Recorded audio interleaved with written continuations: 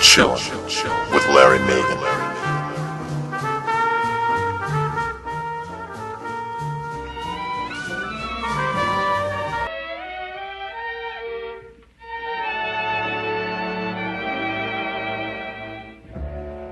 Chestnuts roasting on an open fire, Jack Frost nipping at your nose, Yuletide carols being sung by a choir, and folks dressed up like Eskimos. Everybody knows a turkey and some mistletoe help to make the season bright.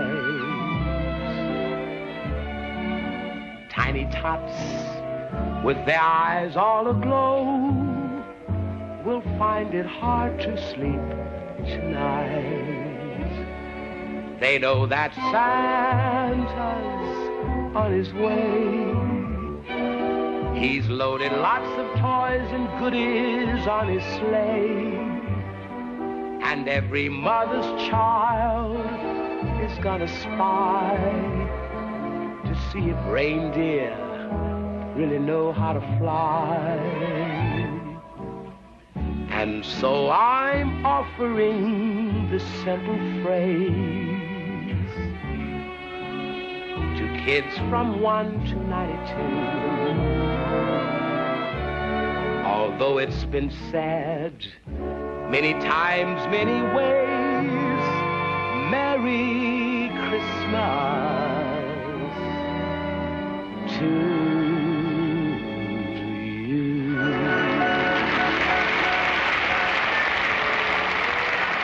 Merry Christmas. You know, it was kind of fun sitting in with Anthony on the Anthony and Pam show tonight.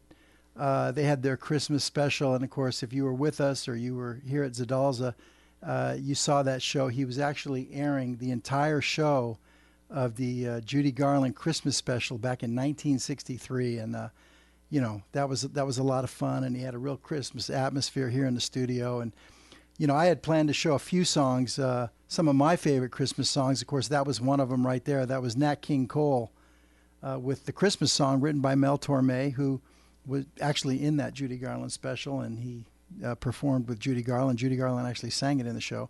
So I figured we'd start it off tonight right at the top of the show with probably the one artist who has identified more with that song than anybody else. Of course, that song, the Christmas song, was covered by every artist. I mean, Sinatra and Ella, everybody's done it.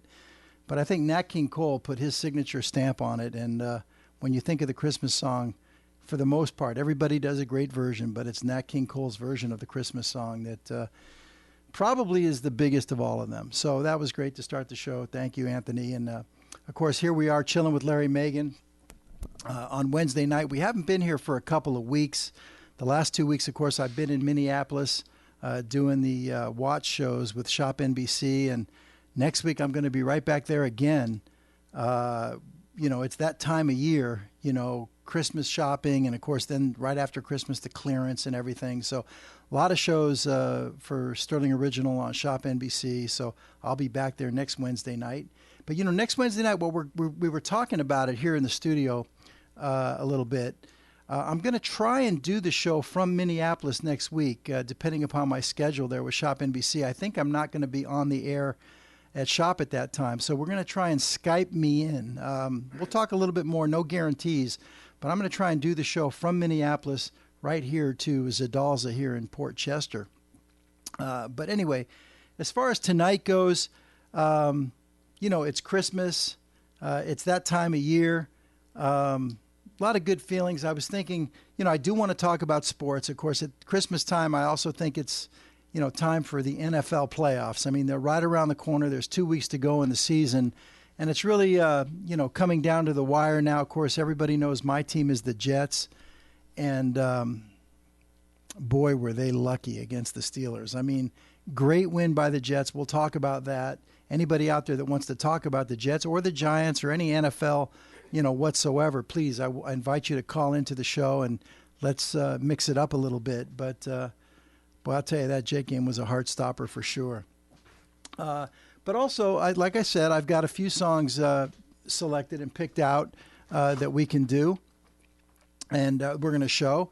I wish there was so many more. I was looking to get the videos on. I couldn't find them, but I found a few, including that Nat King Cole song that we just saw. We can also talk a little NBA if you want to. Don't really feel like talking any baseball. I'm a little baseballed out right here in New York with all the Yankee talk that goes on a daily basis around here. But mostly football. And then, since it is Christmas and just sitting in the studio, with Anthony from the show before, and they were passing gifts around and talking about Christmas wishes and everything. I don't know. I kind of thought, maybe there's a couple of friends of mine out there on the West Coast. It's not too late back there. If we have time, I slipped Anthony a few phone numbers out of my phone book here. Maybe we'll try to roust up a couple of friends of mine so I can just say, hey, Merry Christmas to you, and try a conversation on the fly. Well, all right, let's get into it. I'm going to put on the table right here. We'll start with the Jets. We're going to start with the NFL. We'll start with the Jets. Anybody who wants to call in and talk, please feel free to do it. But I'm going to give my take on this game. First of all, as you heard me say, I thought they were very lucky to win that game. Yes, they played a great game. Yes, they bounced back. Rex Ryan made a very impassioned plea to the team on Saturday night, from what I read. And no question, they were fired up, and they played well enough to win, without a doubt. But when I say lucky, what I'm referring to is their defense. I mean, Rex Ryan, he makes a big thing out of having the best defense. And we'll give them credit because they did enough to win the game. But my goodness gracious, if you're a football fan and your team just simply cannot get off the field and cannot stop the other team on third down, I don't know how the Jets won that game. How many times did Ben Roethlisberger, if you watch the game, how many times did he convert on third down? 3rd and 19, convert. 3rd and 24, convert. And to me, the weakness that I see with the Jets on defense is they just don't put pressure on the quarterback. You can say, well, it was a strategy by the Jets to not send different packages of different blitzes. They were playing, in nickel coverages, and they were keeping, 8 men back and things like this. That's true. They didn't blitz as much as they like to, as much as they normally do. But I was watching very closely. There were several times they sent 5 and 6 guys, and they were blocked every time. Now, you got to give the Steelers credit for picking up those blitzes, okay? A lot of credit. But they still could not put pressure on Roethlisberger, and he was just picking them apart. It was unbelievable. And when I say lucky, I'm also referring to those last 2 plays from the 9-yard line. I mean, thankfully for the Jets, they didn't convert, they didn't complete, but Roethlisberger had time to go back there. And yeah, the Jets held 8 men back, but I mean, 1 inch either way, and the Jets lose that game, and their season is probably down the toilet. So the Jets were very lucky. Now, on the other side of it, all the good stuff that I saw in the game, and I do feel very positive about the Jets as they're gearing up for the playoffs now. On the offensive side of the ball, I thought Sanchez played a great game. It was obvious in their strategy, in their coaching for the week. They clearly made a concerted effort to get Mark Sanchez back on track. We all saw the quick 3-step drops where he goes back 1, 2, 3, boom, and he came out. They weren't letting Sanchez, try to extend the plays. They wanted to get him off and running, not having to read the defense, a predetermined pass receiver. And I think it worked. It got him back on track. He did the 5-step drops too, and he also did the 7-step drops. But on the 7-step drops, if you really notice closely, what they were doing is he'd go back to his deep drop and then immediately check down to the running back, which, again, it got him the completions. It got him, back on track from 3 very poor games the last 3 weeks. And then a little later, it started, coming to fruition where he was starting to get some guys down the field. And Braylon Edwards, there's another highlight from the game, 8 catches, 100 yards.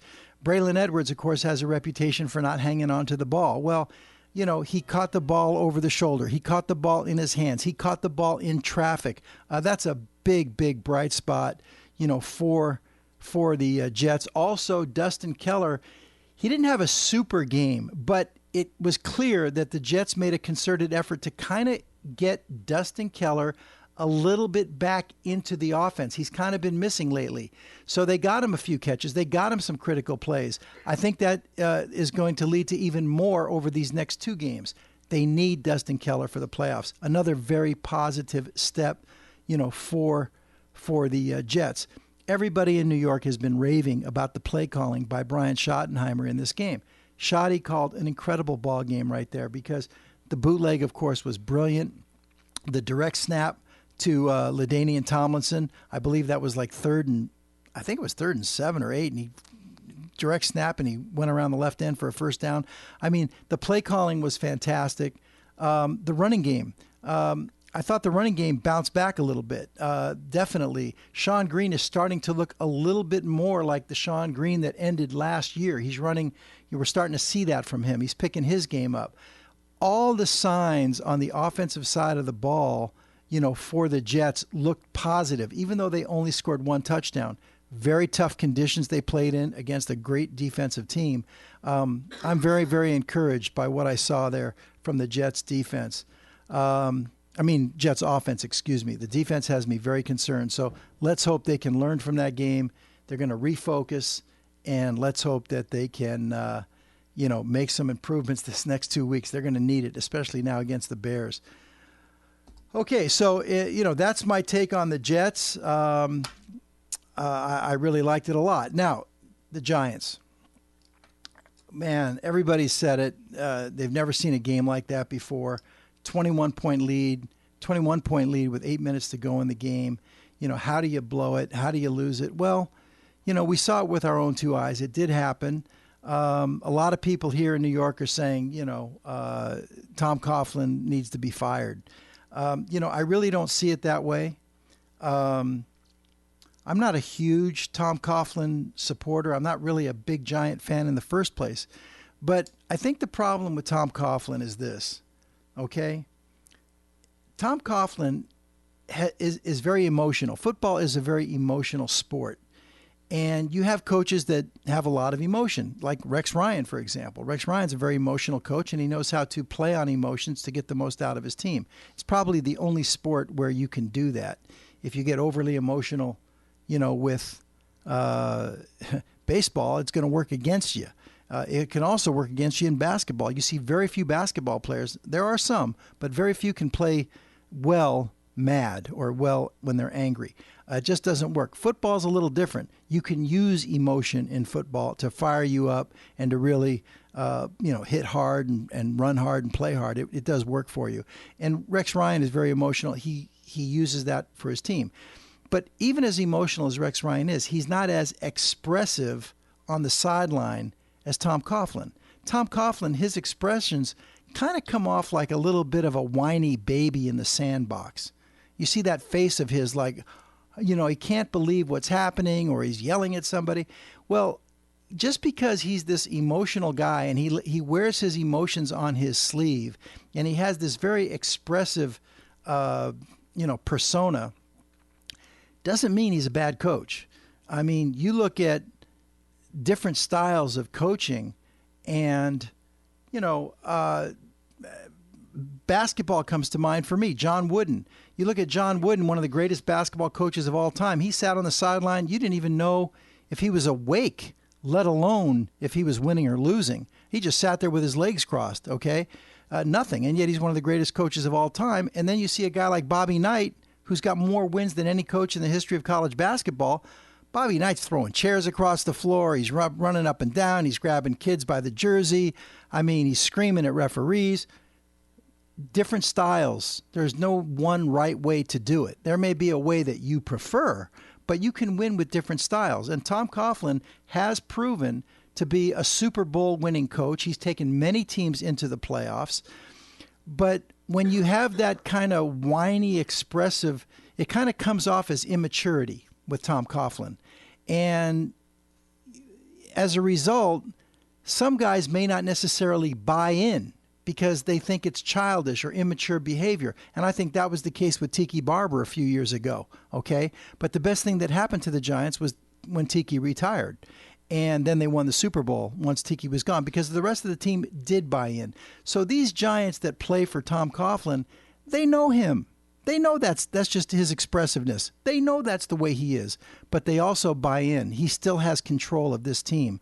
He hasn't lost the team in any way, shape, or form. The team does not blame Tom Coughlin for this loss. Believe me, I'm sure they went into film on Monday and they saw all the mistakes they made. They saw the missed tackle on the tight end play that got the Eagles rolling, okay? They know about the bad punt. You know, he didn't punt it out of bounds. They know about the onside kick where the special teams retreated, the front line retreated, gave up that kick. You know, you can't blame the offense in that regard. The Eagles scored 14 points before the offense could even touch the ball because of the onside kick.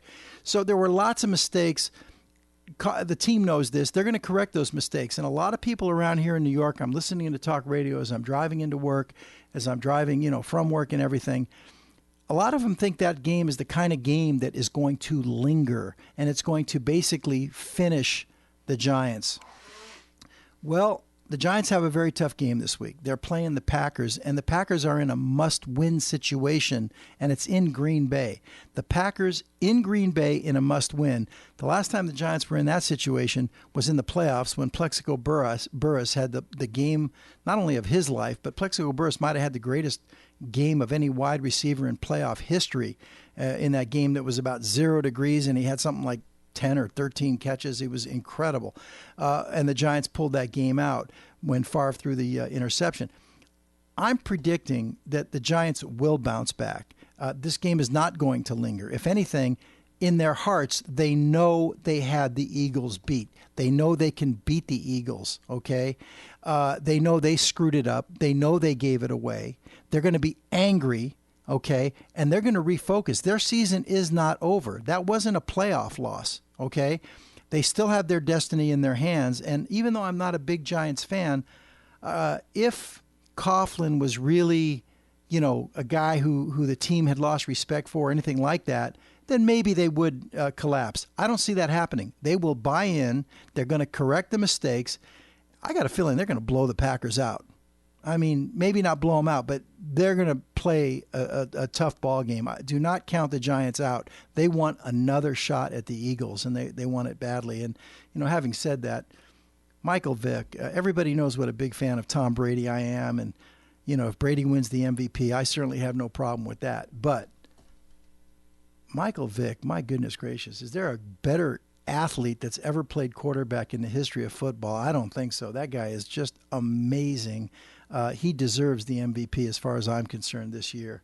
You know, no commentary about any of the other stuff, but just what an amazing athlete, what an amazing player, what an amazing season. Just give him the award already, would you? Brady's already got his. Well, listen, that's it as far as the NFL. I mean, we can talk more NFL. You know, actually, you know what I'd like to do, Anthony? One of the things that interests me, you know, a lot of you guys out there, you know I'm from Los Angeles. You know I'm from California. I grew up as a Ram fan, you know, back in the 60s when the Rams were, you know, L.A. still had a football team back then, believe it or not. And I'm always interested, of course, in the California teams, the 49ers, the San Diego Chargers. But that NFC West has really become somewhat of a joke. You know, it looks like right now, of course, 8-8 will win that division, and it looks like 7-9 may take it. In some respects, I'd like to see Seattle take that division just because my sister lives in Seattle. She's a big Seahawk fan, and I've been to Seahawk games up there, and, you know, it wouldn't bother me at all to see Pete Carroll get in there. But I'm thinking about my friend Scott Paris. I haven't spoke to Scott in about, well, it was a long time. And then 2 weeks ago when I was on the air at Shop NBC, he actually called me in the green room wanting to pick up our tourbillon. But I gave you Scott's number. I gave you a few numbers over there, Ant. Do you see Scott's, it says Scott P on there? Yeah. Okay, let's dial up Scott and see if we can get him on the phone. Now, if it goes to his answer machine or something like that, or maybe, you know, he's got little babies and stuff like that, and maybe he's tucking them in, just hang up, you know, because he does not know that I'm calling him here. But I was just calling him to wish him a Merry Christmas and all that. And he's a longtime 49er fan. He stands on the sideline at the 49er games. He's got VIP seats. And, Scott's a multimillionaire, by the way. But let's see if we get Big Scott on the phone. And he might be in bed, actually. What time is it? It's 11:20. So it's only 8:20 back there. He did send me an email today that looked like it had a picture of Hawaii or something like that. No words, no nothing. Is that the right number? Yeah, it's fine, but why is it not giving me the option? Do you need the one? Yeah, I put the one. No, but maybe you don't need the one. Is it? You need the one. Okay. Let me see. Well, We may not have the credit. well, it says 11:50. I noticed that. All right. Well, we'll check it out. We'll see if we can get Scott on the phone. In the meantime, talking a little bit here about the NBA. I've been looking forward to this Christmas Day game really since I heard about it at the start of the season. It's going to be the Lakers and the Miami Heat on Christmas Day. And I know there's a lot of guys out there that are anti-Laker fans. Of course, I'm a diehard Laker fan. And there's a lot of guys out there that I know personally on Watch Geeks and everything that want to see the Lakers just get their clocks cleaned by Pat Riley and the Miami Heat on Christmas Day. So I'm looking forward to that game. And then the Lakers go and, first of all, they've lost like 8 games, and now they go and they lose to Milwaukee at home last night, a team with only 6 wins, and Milwaukee beats them in their home park, their home arena. It just kind of takes the whole edge for me off of the Christmas game. You wanted to go into that game on a streak, and of course, Miami lost as well. So maybe both of these teams were actually, thinking about Christmas Day. And in thinking about Christmas Day, they got beat. Of course, Miami lost to a pretty tough team. They lost to Dallas, didn't they?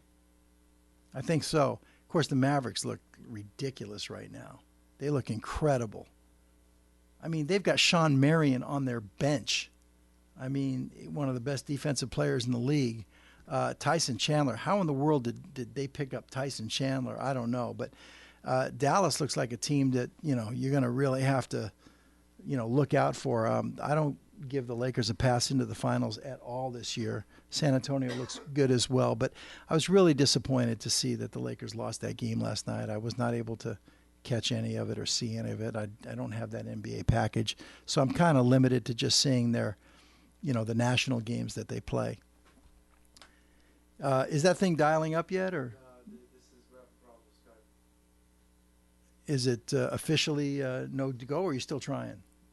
Okay. All right. We're still trying on the Skype. We'll give it a shot. What do you think? No, it's a brand new Skype, so I don't know if there's a couple of bugs in it or something.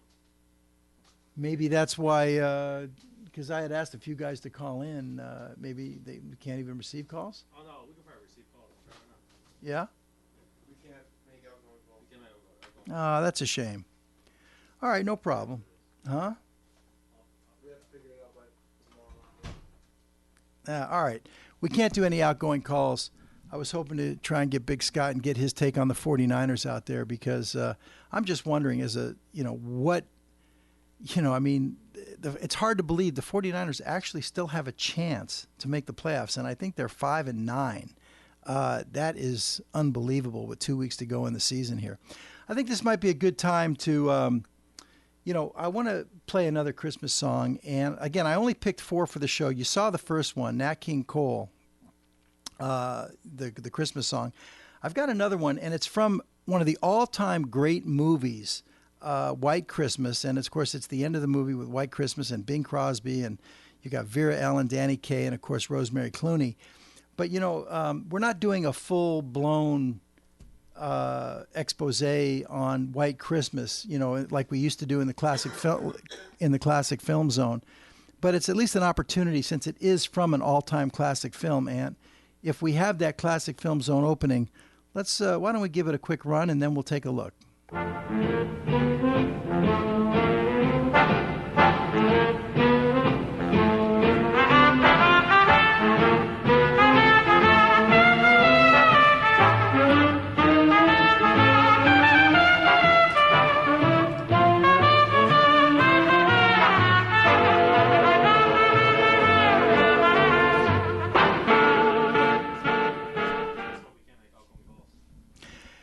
Well, as I mentioned, thanks, Mike. As I mentioned, we are going into the classic film zone. It is White Christmas, Bing Crosby, one of the all-time Christmas songs. We're not going to do a big expose on the film. Let's just enjoy it. This is the last scene in the movie.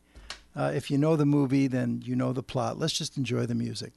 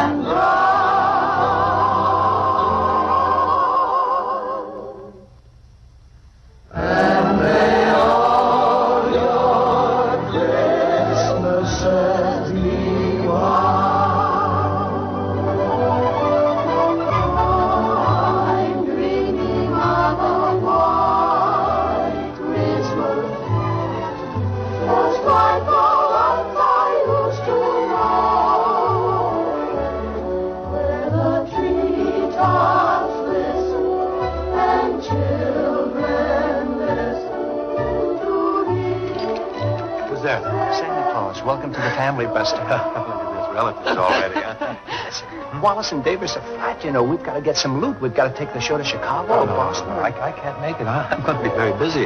Wait a minute. I'll join you.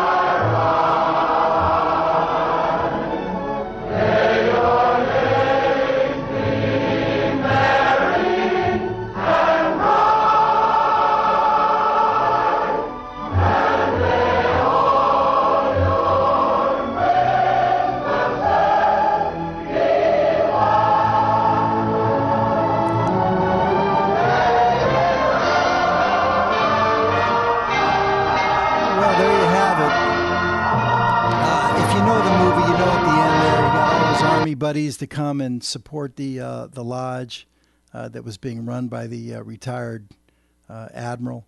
Great movie. You know, I think AMC was running that movie like all week long or something. It was I think I saw it 2 or 3 times, but one of the all-time classics. You know, I see in the chat room here, one of the guys wrote here, and he says you guys are going directly to voicemail. So yeah, so we're having what it is Skype is down. Skype is down. Not necessarily our Skype, but I guess Skype overall right now is having some technical difficulties. the guys checked their website, and they're having some issues right now.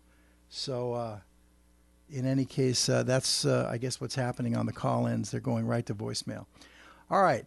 So we're doing a little bit of a mix here tonight on, Christmas show here. We've got a couple of Christmas songs under our belt now, and we talked a little bit, a little sports here.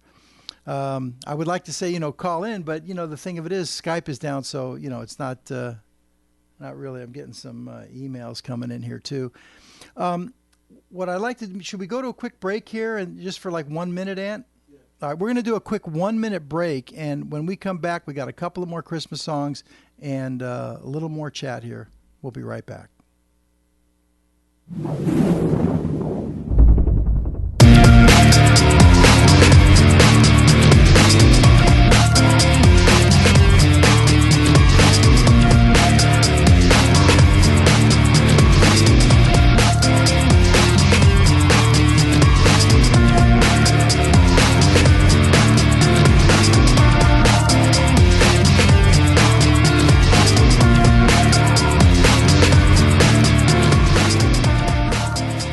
All right, here we are as we go into the last part of the show here. I see some posts on my Facebook page, guys trying to call in. And again, just to repeat, the Skype system is down right now, so we can't take any calls. It's going right to voicemail, so I do apologize for that. But, we were talking a little bit about the Jets and the Pats and everything and, the whole NFL and, what's been going on. I'm going to make my prediction right now. Okay. First of all, I don't know how anybody is going to beat the Patriots. So I'm going to have to put the Patriots in the Super Bowl. It kills me to say that because I do want the Jets. But I am a Pats fan, so it doesn't really kill me. But if the Jets end up playing the Pats, I'm going to be pulling for those Jets. But the way that the Patriots are playing, they played a really kind of a bad game, and they still beat the Packers. I know the Packers had their backup quarterback going, but I just don't see anybody who can go into New England because they're going to have home field all the way through. There's no one's going to be able to go in there and take them, I don't think. And on the NFC side, I'm going to go out there and say, it looks like Atlanta's going to have home field, but I'm going to go with the Eagles. I'm going to go with Michael Vick. Imagine that. If Michael Vick and the Eagles have to go to Atlanta for the NFC Championship game, think about that. When Michael Vick went to prison, it set the Atlanta Falcon franchise back. Everyone thought it was going to set them back 10 years. It's kind of amazing what a quick recovery they made. But still, it hurt the Falcons tremendously. And now Vick may have to go back into Atlanta in the NFC Championship game. Vick is playing better football than he's ever played in his life. He even has said numerous times that he's more focused now than he was when he was with Atlanta. That's kind of I know he's speaking the truth, but it's kind of a shot, really, at Arthur Blank and, the coaches and, the whole town and everything. It's kind of like saying, well, I know you were paying me millions of dollars to win and everything, but I really wasn't taking it as seriously as I should. And now he's going to maybe come back in there, leading the Philadelphia Eagles. So I'm going to go with the Eagles against the Patriots in the Super Bowl. And I'll tell you, man, I love the Patriots, but I don't know how anybody can stop Michael Vick right now. I'm going to say the Eagles win the Super Bowl. I know the Patriots are just incredible, but if there's one, fly in the ointment with the Patriots, they're saying their defense isn't what it used to be. They're still working on it. It's a work in progress right now. And if you're a work in progress against Michael Vick and Deshaun Jackson, I don't know, man. That could be one heck of a Super Bowl. The two potential MVPs going head-to-head, Brady and Vick. But I'd love to see my Jets sneak in there somehow. But they've got some work to do these last 2 weeks. Okay, so Christmas Day is going to be Saturday. We're going to have the Lakers against the Heat. That's going to be exciting. Of course, I'm pulling for the Lakers. And I think it's time I got another Christmas song up my sleeve. These are some of my all-time favorites. I already showed you Nat King Cole. You know what my dad's all-time favorite was Nat King Cole. I grew up in a house where my mom was playing Judy Garland records, and my dad was playing Nat King Cole records, and those are two of my favorites. And of course, Bing Crosby with White Christmas, I think was voted as the #1 all-time Christmas selling song, in history. We showed you the version from the movie, which had, of course, Rosemary Clooney and singing with him. And another one of my all-time favorites, maybe you've seen this clip, it's Elvis Presley with Blue Christmas. Let's check this one out. I'll have a blue Christmas without you. I'll be so blue just thinking about you. Decorations of red on a green Christmas tree won't be the same, dear, if you're not here with me. When those blue snowflakes start falling, that's when those blue memories start calling. You'll be doing all right with your Christmas of white, but I'll have a blue, blue, blue, blue Christmas. I'll have a blue Christmas without you, without you. I'll be so blue just thinking about you. You'll be doing all right with your Christmas of white, but I'll have a blue, blue, blue, blue Christmas. Hey. Oh, tell me like it is. But I'll have a blue, blue, blue, blue Christmas.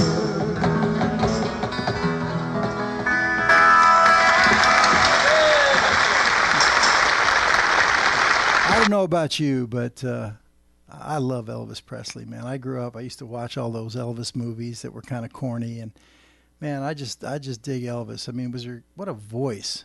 Man, it's just incredible. I see in the chat, Steve, Sterling Nation rocks. Thanks a lot, Steve. He got to his and her holiday set. That's cool. Steve is reminding me in the chat room here that the Celtics and the Orlando Magic, they're playing on Christmas Day also. Now, is that the first game? I would imagine that's the first game. Lakers will probably have the second game since they're on the West Coast. But that's kind of a mismatch. Now, I understand. I just saw that Orlando kind of reshuffled their whole team now. They picked up like 3 new guys, including they got Turkoglu back. But it's going to take them a while to kind of reintegrate themselves playing together. So that's kind of a mismatch there. I mean, if the Magic pull that one off, I mean, the Celtics are just an outright scary team right now. So that's kind of a mismatch there. I expect the Lakers to beat Miami, but Miami's kind of found their stride, though. They really have. So that's going to be tough. I'm looking forward to that. I really am. As far as now, I heard that. Wait a minute. I heard that the Lakers picked up Joe Smith. I mean, I don't really know how much he has left, and I did see them play a game or part of a game, I believe it was, and I was looking for him. I didn't see him on the floor. Has he even played any minutes yet? I don't know. I'm looking for him in the box scores and all that. I haven't seen anything, but that could be a nice pickup. They traded Sasha Vujacic for Joe Smith, and I actually liked Sasha Vujacic, but he seemed to have lost his stroke last year. He wasn't playing at all, so that might be a nice pickup. It looks like the Lakers are kind of gearing up with a bunch of tall guys because they know they may have to face the Celtics in the finals if they can get to the finals. So they got Theo Ratliff. They got, Bynum is back now in the center. He's playing a little bit more. Now they pick up another jumper, Joe Smith. So looks like they're gearing up with more big guys. So they let go of a shooter to get another big. Although he's not a real big, but, he's still a front court player. Well, let's see here. We've got the Jets are going to Chicago. They're going to have to play another cold weather game. And I've always said that the Bears, not just the Bears, but truly any team coming off of a Monday night win is always very difficult to win the following week. Or if they win, they usually don't cover. That's why what the Patriots did, in Chicago, where they just blew the Bears out on the road, was absolutely amazing because they were coming off of that Monday night win, against the Jets. So, but that was rare. That was the exception. You usually don't see that. So the Bears now, they clinched their division title. So the Bears don't need it as bad as the Jets do. The Jets haven't clinched, and they're coming off a Monday night win. Wouldn't be surprising to see a little bit of a letdown here by the Bears. So I'm fully expecting a Jets win here, and I'm fully also expecting to see a concentrated effort by the Jets at getting more pressure on the quarterback, especially on Cutler and that line there. Don't be surprised if Lovie Smith pulls Cutler out of that game a little early too. No, they don't want to risk getting him hurt before the playoffs. And then, of course, for the final game of the season, the Jets are going to have Buffalo at home. And, that game may be kind of incidental for the Jets. It may not be very meaningful, but the Jets, in my opinion, are going to have to go all out against Buffalo at home in that final game, even if they beat Chicago, because they've got to really work on hitting stride. The Jets have not had one game really all season where they've really hit the stride on all three teams, defense, offense, special teams, where they've hit their stride, and they really have to go in on a roll if they're going to make any kind of move in the playoffs. So I'm interested to see what's going to happen there. Well, listen, I've got one more clip. Should we show it now? What do you say? Okay, well, listen, it's a Judy clip, and it's from a movie. It's from Meet Me in St. Louis. It is, for Christmas. So let's take a look. You want to go Always Chasing Rainbows? Yeah. All right. Every show, as you know, we always do one Judy Garland clip at the end of every show. Now, we're not doing this, totally at the end. We still have about 14 minutes, but we're going to go to it now. So let's do it.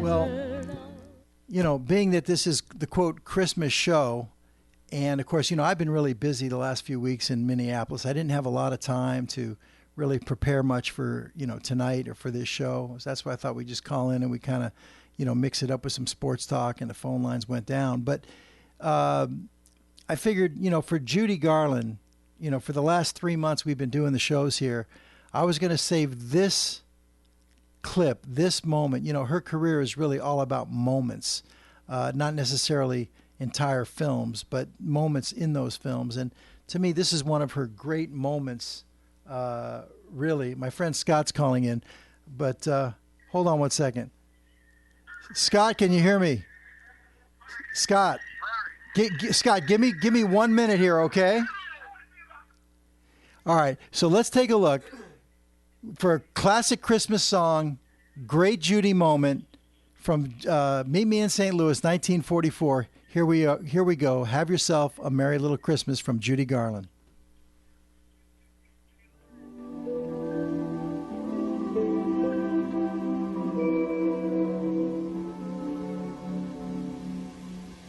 Have yourself a merry little Christmas. Let your heart be light. Next year all our troubles will be out of sight.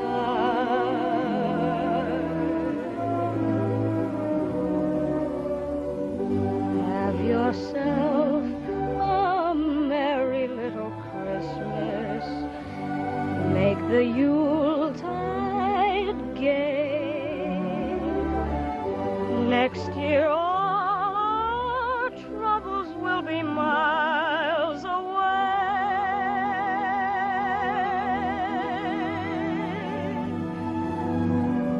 Once again, as in olden days, happy golden days of yore, faithful friends who were dear to us will be near to us once more.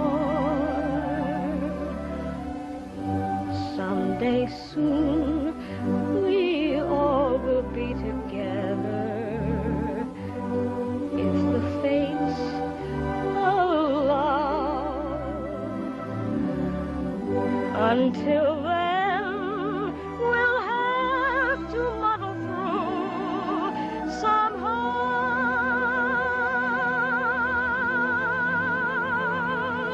So have yourself a merry little Christmas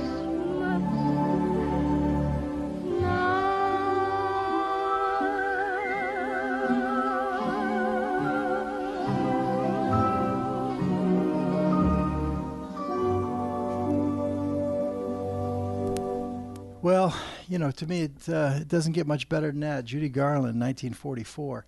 You know, in wrapping up the show, we got about 10 minutes to go here because it is that time of year, you know, for Christmas and the end of the season and Happy New Year and holiday season and all that. You know, let me throw out a few wishes out there. You know, first of all, I want to thank, you know, all of the Sterling Nation. I mean, a lot of you know I'm in the watch business and I do the shows at Shop NBC, and 2010 has really been, it's been a breakout year for Sterling, and we've had a tremendous journey all throughout the year. I sent out a big email blast today, about 45,000 emails. If you're on our mailing list at Sterling Original, you got the email greeting card.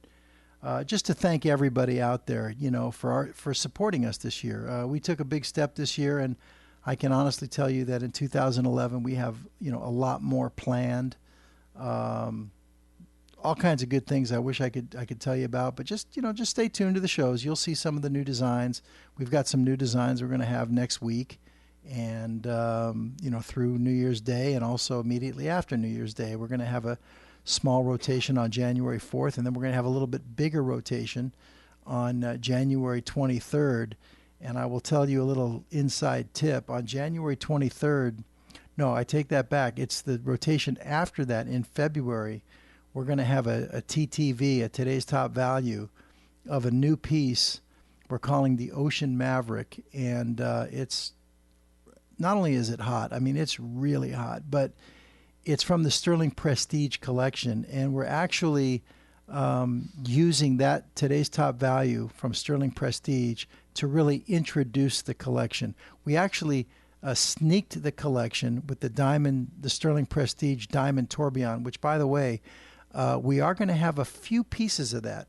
Okay, I know there were only 50 pieces made, but I think we have something like 7 or 8 pieces remaining. They're the Diamond Tourbillon on the Apocalypse from Sterling Prestige, and we're going to have that on the Collector's Day, which is going to be next Thursday.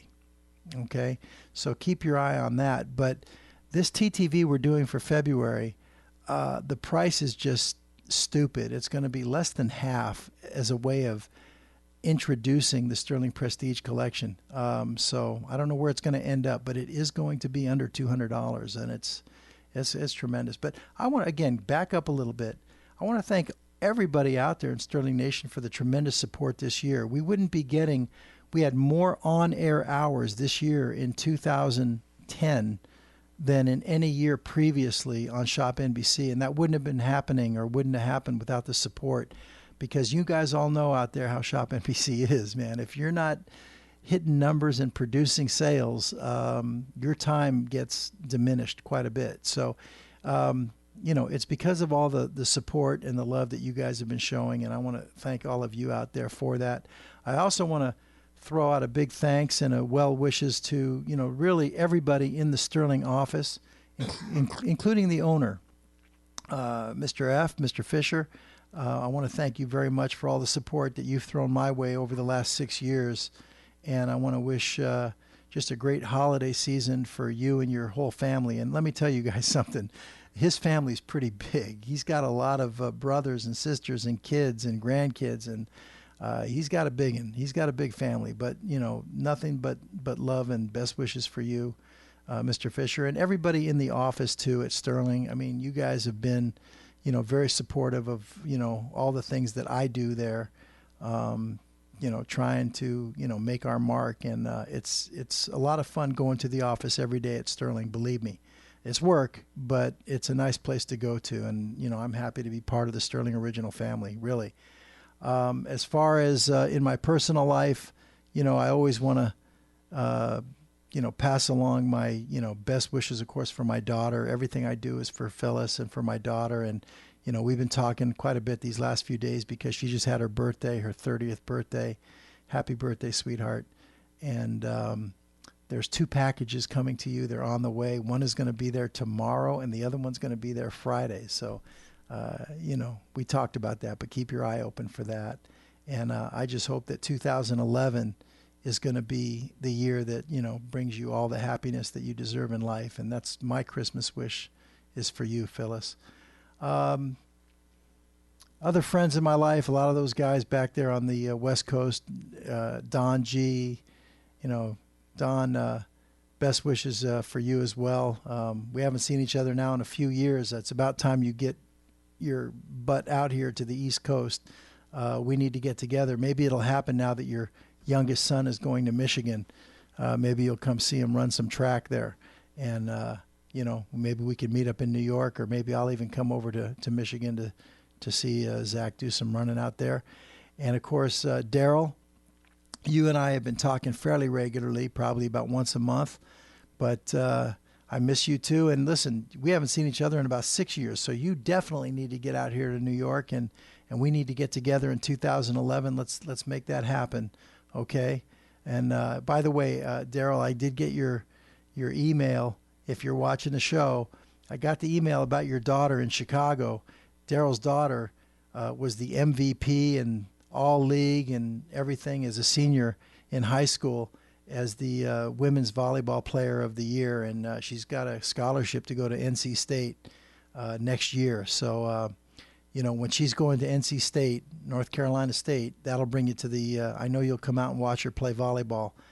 Maybe we'll see her in the Olympics. I mean, she can spike with anybody. She gets up in the air just like you did, Hop. So, yeah, that's right, Hop. Her name is Darian, and Hopper, and she's got hops, believe me. But all the best wishes for you this year, Daryl. I truly mean it. And for all those people in my life that we have conversations all the time and everything, nothing but the best holiday wishes for everybody. So with that, I'm going to say we're going to put a wrap on it, Aunt. I think I pretty much covered it. Happy holidays, of course, to you and your brother and Mike here at Zadalza. You guys have been great to me, and I appreciate it, putting up with all my missed shows and everything. And I'm going to have to, well, no, next week we're going to try and, we'll try to figure out a way to phone it in next week. We'll see what we can do. We'll do it live from Minneapolis, okay? So, listen, until next time, which will be, well, no, it won't technically be 2011 yet. But until next time, never give up. Always keep chasing those rainbows. I'm Larry Megan. Peace, love, and all good things. Chill with Larry Megan.